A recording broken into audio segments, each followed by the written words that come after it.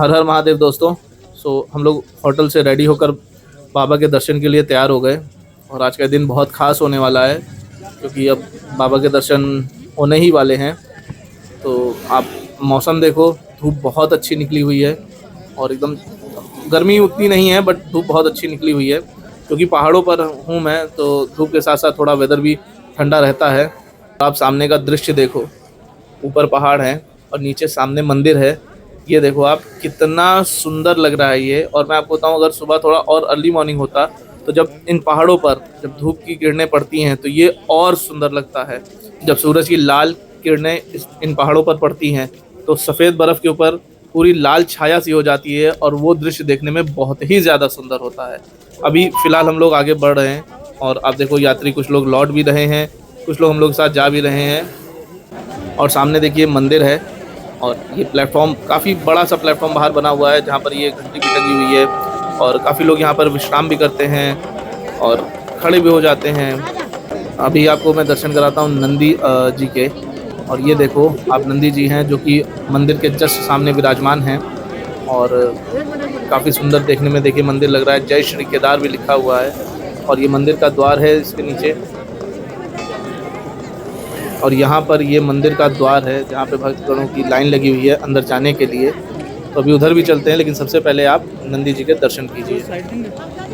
अभी हम लोग को पता चला कि इस बार लाइन जो है वो सामने से नहीं है बल्कि पीछे नीचे से है, जहाँ पर ओम बना हुआ है वहाँ से लाइन लगेगी। तो हम लोग वहाँ अब जा रहे हैं और देखते हैं कितनी भीड़ है, कैसे क्या होता है। कॉरिडोर जो आप देख रहे हो, यहीं से क्या नाम है मंदिर की लाइन लगती है। आगे भीड़ है लेकिन यहाँ अभी खाली है फ़िलहाल। और बताया गया कि यहीं से आप फिर मंदिर के दर्शन यहीं से आपको मिलेंगे। अभी काफ़ी अच्छी खासी भीड़ हो रखी है और क्योंकि यहाँ अभी उतनी बैठने की जगह नहीं है, लेकिन जैसे ही हम लोग मंदिर उस लाइन से थोड़ा और आगे आए और लाइन राइट को मुड़ती है, उसके बाद देखिए आप, यहाँ बैठने की व्यवस्था बना रखी है। ये देखो आप, यहाँ लोग बैठ सकते हैं आराम से। हुआ ये कि थोड़ा देर हो गया था जिससे मंदिर में फिर भोग प्रसाद की व्यवस्था करने लगे सारे पुजारी, तो उसकी वजह से फिर 2 घंटे का ब्रेक हो गया। तो ये हुआ कि अब यहीं इंतज़ार करना पड़ेगा। तो आप देखो यहाँ पे ठंडा इसलिए ज़्यादा है क्योंकि ये एक पूरा देखो आप कवर्ड है, ऊपर भी देखो आप पूरा कवर्ड है और यहाँ धूप आने का कोई भी ऐसा रास्ता नहीं है और दोनों तरफ बिल्डिंग्स हैं, तो जिसकी वजह से यहाँ काफ़ी अच्छा खासा ठंडा हो जाता है। दूसरी चीज़ यहाँ मैंने नोटिस किया कि ये देखो, हम लोग करीब 2 घंटे लाइन में इंतज़ार करने के बाद तब यहाँ पहुँचे और यहाँ पर ये खुला हुआ था, जिसकी वजह से ये लोग आराम से आ जा रहे थे। तो ये सब भी हो जाता है। बाकी अब मंदिर खुलने का इंतज़ार हो रहा है और क्योंकि सिग्नल मिल चुका है कि खुल चुका है। देखिए अब हम लोग लाइन में भी आ चुके हैं और वहाँ से आगे बढ़ चुके हैं और यहाँ पर 3 लाइन ऐसे लगेगी। 3 बार आपको राउंड करना पड़ेगा और उसके बाद जाके आप इस फाइनल लाइन में आ जाते हो, जो कि द्वार से थोड़ा ही दूर पर है। क्योंकि मंदिर के अंदर कैमरा अलाउड नहीं होता है, तो मैं बाहर आ चुका हूँ दर्शन करने के बाद। बहुत सुंदर दर्शन हुए, श्रृंगार में दर्शन हुए। और ये अब आप बाहर का नज़ारा देखो, ये त्रिशूल लगा हुआ है और इसके पीछे आप ये देखो स्फटिक शिला है। आप सबने सुना होगा कि जब 2013 में बाढ़ आई थी तो शिला बह कर आई थी, जिसकी वजह से पानी 2 भागों में बट गया था और ये मंदिर की तरफ पानी नहीं जा पाया था। तो ये बहुत ही सुंदर देखने में लगता है दूर से। और यहाँ भी देखिए आप, साधु महात्मा काफ़ी लोग बैठे हुए हैं यहाँ पर, जो कि यहीं रहते भी हैं। ये दृश्य आप देखो, ये फोन पे जितना देखने में अच्छा लग रहा है उससे अनंत गुना यहाँ पर जब मैं हूँ तब मुझे लग रहा था, क्योंकि बहुत सुंदर दृश्य है ये। और किसी ने अगर कहा है कि धरती पर अगर स्वर्ग है तो वो केदारनाथ में है, तो उसमें कोई भी संशय नहीं है। वाकई में धरती पर अगर स्वर्ग है तो वो केदारनाथ धाम पर ही है। चारों तरफ आपने देखा और ये देखो बादलों के बीच में विराजमान है महादेव। तो बहुत सुंदर लगता है ये देखने में और ऐसा लगता है कि बस अब यहीं रहा जाए। और अब मैं आपको ले चलता हूँ शंकराचार्य जी की जो मूर्ति बनी है वहाँ पर ले चलता हूँ। आप देखो यहाँ जब आप जाओगे तो ये सारे मंत्र ऐसे लिखे हुए हैं यहाँ पर। यहाँ पर विराजमान है आदि गुरु शंकराचार्य, आप इनके दर्शन कर लो। और ये भी बड़ा अच्छा इन्होंने बना रखा है और काफ़ी सुंदर स्थान है ये भी देखने में, क्योंकि केदारनाथ मंदिर के जस्ट पीछे है। मंदिर के जस्ट बगल ही आप देखो श्री सदगुरु महाराज जी की ये फोटो लगाकर उनके ये सारे शिष्य ध्यान में लगे हुए हैं, तो ये भी देख के बहुत ही अच्छा लगा, बहुत एनर्जी मिली इसको देखने के बाद। मंदिर के भी दर्शन हो गए थे और अब मैं जा रहा हूँ काल भैरव के दर्शन करने।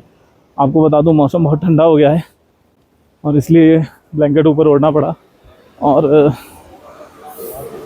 चलते रहोगे तो उतना ठंडा नहीं लगता है। और ये ब्रिज लास्ट वीडियो में मैंने दिखाया था, काफ़ी ऊपर से ये जल बहते हुए आ रहा है। ये सामने जो चढ़ाई है ये सीधा काल भैरव की तरफ लेकर जाएगी। और आप एक बार मौसम देख लो, बादल एकदम पर्वत पे है, पहाड़ों पे बादल है, चारों तरफ देखो या बादल ही है और बीच में विराजमान है हमारे केदारनाथ बाबा। अच्छा, एक चीज़ मैं आपको बता दूं, चढ़ाई देखने में बहुत लगती है, नीचे से अगर आप देखोगे तो बहुत ज़्यादा चढ़ाई है ये, बट हार्डली 15 मिनट लगते हैं ऊपर चढ़ने में। ये देखो, ये रास्ता है, सीधा रास्ता एकदम प्लेन है और बहुत ज़्यादा नहीं है, बट अगर आप नीचे देखोगे इधर तो लगेगा बहुत ज़्यादा चढ़ाई है। तो अगर आप फर्स्ट टाइम आ रहे हो और आपको लगता है कि आपने केदारनाथ के दर्शन, बाबा केदारनाथ के दर्शन कर लिए हैं और काल भैरव नहीं चढ़ सकते हो क्योंकि बहुत ऊपर है, तो ऐसा बिल्कुल भी नहीं है। आप आराम से इनके दर्शन कर सकते हो, 15 से 20 मिनट चढ़ने में लगेगा बस। सबसे पहले आप दर्शन कर लो यहाँ भैरव बाबा के, और कहते हैं कि जहाँ जहाँ भैरव बाबा हैं, अगर शिव जी के दर्शन आपने किए हैं तो भैरव बाबा के भी दर्शन करने अनिवार्य हैं, नहीं तो कहते हैं कि दर्शन पूरे नहीं माने जाते हैं। इसलिए आप लोगों के लिए ये देखो कितना सुंदर दृश्य है ये। आप ये दृश्य देखो, ऊपर बादल और नीचे ये केदारनाथ बाबा, और ये मैं आपको व्यू दिखा रहा हूँ काल भैरव से। देखिए कितना सुंदर है और लोग भी हैं आसपास, तो काफ़ी सुंदर नज़ारा होता है ये। और अब जब आप इतने टॉप पे आते हो और ऊपर का ये नज़ारा देखते हो तो आपको लगता है कि आप और कहीं नहीं बल्कि सच में आप स्वर्ग में ही हो। नीचे जाने में उतना समय नहीं लगता है क्योंकि ढलान अच्छी खासी मिल जाती है। आप देखो एकदम नीचे, अगर आप ऐसे देखो तो एकदम ढलान ही है जो कि आपको नीचे तक पहुंचा देगी।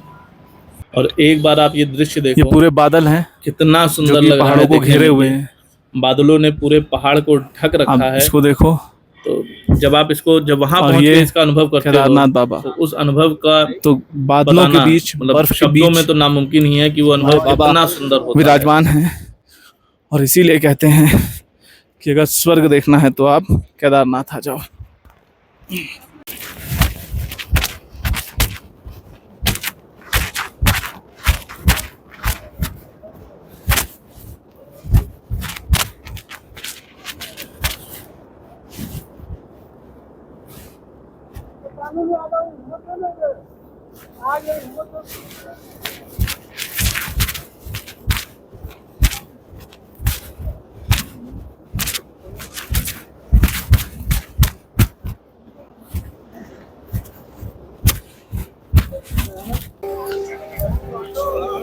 तो आज है 3 तारीख और मैं आपको लेटेस्ट अपडेट अगर दूं, 3 तारीख की, 3 अक्टूबर है आज, और लेटेस्ट अपडेट दूं अगर आपको, तो मौसम बहुत अच्छा है, भीड़ थोड़ी है, बहुत ज़्यादा नहीं है। जैसे सीज़न में जो भीड़ होती है वैसी नहीं है, थोड़ी भीड़ है, ज़्यादा भीड़ नहीं है।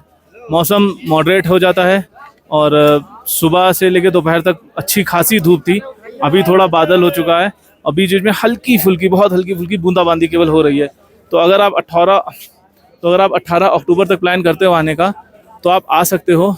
रास्ता भी पूरा साफ़ है क्योंकि हम गाड़ी से आए हैं, तो रास्ता पूरा साफ़ है, कहीं कोई दिक्कत नहीं है। बस जब आप सोनप्रयाग पहुंचोगे तो 20 किलोमीटर तक थोड़ी बहुत दिक्कत होगी बस, बाकी रास्ता बहुत साफ़ है। सो यहाँ पर आज दर्शन का सौभाग्य प्राप्त हुआ। और आप देखो, हाँ, भीड़ मैं आपको दिखा दूँ, चारों तरफ से थोड़ी बहुत भीड़ ज़रूर है यहाँ पर। बाकी आज बाबा के दर्शन का सौभाग्य प्राप्त हुआ, इससे बड़ा सौभाग्य जीवन में कुछ नहीं है, जो बाबा हर साल बुला लेता है। सिर्फ एक बार कहने की देर होती है, बाबा कब बुलाओगे। कपाट खुले हैं, बुला लेना, दिन तारीख समय वो तय कर देता है। जय जय श्री महाकाल, जय श्री राम, हर हर महादेव, जय बाबा केदारेश्वर नाथ। सो फाइनली अब हमारे दर्शन हो गए हैं और अब हम नीचे जा रहे हैं और अभी समय हो रहा है, तो अभी समय हो रहा है 4:40 और हम अब तैयारी कर रहे हैं नीचे गौरीकुंड तक पहुंचने की। देखते हैं कितनी देर में पहुंचते हैं। हल्की फुल्की बारिश हो रही है, मौसम भी थोड़ा सा ठंडा है और मुझे उम्मीद है जब मैं 3 किलोमीटर तक हम लोग पहुंच जाएंगे तो मौसम नॉर्मल हो जाएगा। और सबसे अच्छी बात यह है, आज इतना बड़ा सौभाग्य है मेरा कि आज एकादशी के दिन महादेव ने, बाबा केदारेश्वर नाथ ने मुझे दर्शन दिया है। तो ये बड़े सौभाग्य की बात है और आप सब पर भी कृपा भगवान महादेव बनाए रखें, जिनकी इच्छा हो आए। और नमः पार्वती पतये, हर हर महादेव।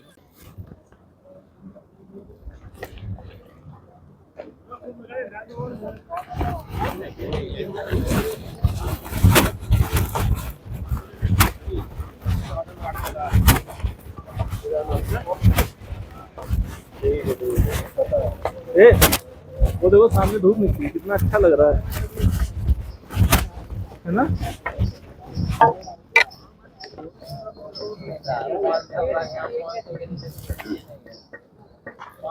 मैं आपको एक चीज़ दिखाता हूँ। सबसे पहले आप लोग ऐसे देखो, पूरी धुंध हो रखी है, हर जगह मतलब बादल हैं और अच्छे खासे बादल हैं। लेकिन एक चमत्कार मैं आपको दिखाऊँ, सामने आप देखो जो खाली सी स्पेस है, यहाँ पर धूप निकल रखी है। ये देखो यहाँ पर धूप निकल रखी है, ये।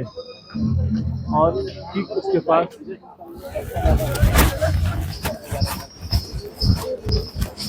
यहाँ पर भी देखो, ये देखो आप, यहाँ पर भी धूप निकल रखी है और यहाँ पर भी धूप निकल रखी है। तो ये है चमत्कार यहाँ का। तो आप देखो हेलीकॉप्टर यात्रा भी यहाँ चलती है और ये फाटा से भी मिल जाती है।